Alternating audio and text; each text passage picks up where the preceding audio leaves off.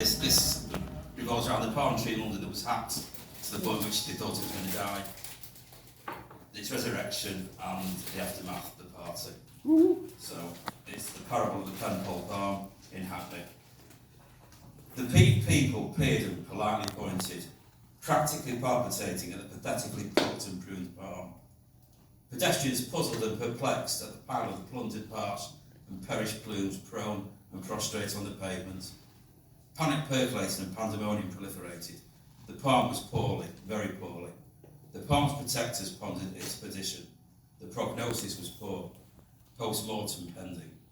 No paracetamol, potion pill or panacea could prevent the pain. The public took pity, put pen to paper, prosecute the perpetrator, the protesters piped.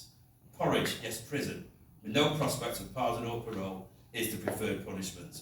A period of penal pillory, penitence to be paid, possibly Parkhurst, Pensonville perhaps. The plight of the palm's predicament was perilous, precariously placed on the precipice. The parish priest's pronouncement from the pulpit of the palm's paralysis and procrastinations appeared pessimistic. The parishioners proposed a prayer, a pledge of promise. Perchance a pulse, post-mortem postponed. The palm's passport to purgatory has been properly placed on pause, permanently. The proclamation from the pews proved positive. A premonition of prudent patience predicted the palm's passage to paradise in perpetuity. Like a proud peacock parading or posing in all its pomp, the palm produced priceless, peerless, precious, pristine, perfect blooms.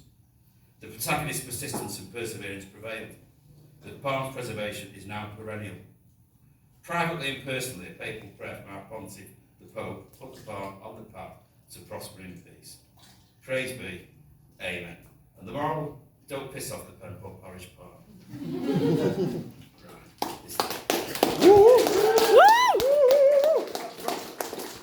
The epilogue, a most prodigious palaver. The pullman pulled up punctually at 5 p.m. on the St Pancras platform. Performers Peter Postlethwaite, Pete Perrott and Philip Petit joined the pageant of the purveyors of the PENPOLL palm, who poured out onto the plaza and pitched up with the pilgrimage of the palm's prophets, plaudits and passers-by, and pootled along the PENPOLL pavement, very well presented in paisley patterned pullovers, patch pocket pants and plimsolls procured from Primark. Picnics on pucker pies and pasties, pecan puff braces and profiteroles, on paper plates, pilfered from the pantry of Patisserie Valerie, played poker, puffed on panatellas, and got pissed on pints of Aspel's Pernod, pips and pina coladas. As the party poppers popped, the platoon partied, pole danced, pranced and pogoed. Pulp Prodigy, Primal Scream and the Proclaimers pumped out on the Panasonic. The paralytic projectile pew to the plant pots, the purple panthers and pelargoniums, as puddles of piddle pooled in the porticos, while a promiscuous pair of paramours, passionately procreating in a Peugeot, performed the push-bike song of the Pink Piccolo, and then propelled puncture prophylactics into the privets by the porches on the PENPOLL promenade. Until PC Plod passed by, and patrolling the precinct in panda cars, parked up, pepper sprayed, and pronounced the partying over. Participation of pleasure is prohibited. The police provocation ending the proceedings prematurely. Pronto. The police presence perverted and prejudiced the patrons present. The prying press and paparazzi provided plentiful, pertinent proof of the perjury in pictures and print in the papers, the PENPOLL Post. To praise the police portrayal from the paragraphs published, the PENPOLL party people, a plethora of pretentious posh bullocks, pampered and preened, with the pungent perfume of Paco Rabanne permeating with all the personality of plodding pallid puppies, pigging out on pulled pork paninis and proper sanders with poppadoms, partaking in puerile pastimes like pass the parcel, purported the police. Perturbed, the prerogative of PENPOLL Parish President Paganucci and his prefect, Page, Petiet, Perkins, Pixie Bomb and Potter, all real people.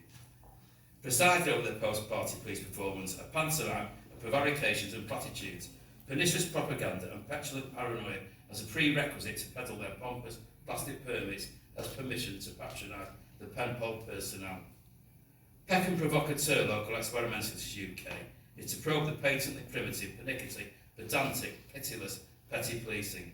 His personal premise is to prepare and promote protests, to petition and ponder powerful police pressure and prick the poisonous pus of pandering politicians, preposterous parliamentary privileges and expenses. After a protracted period of purification and a persuasive plea from the plaintiff, pragmatically, progressive policies and protocols pursued a push for the perpetrator's probation. Penitence has been paid. The closing prayer, the tree's alive. Woo!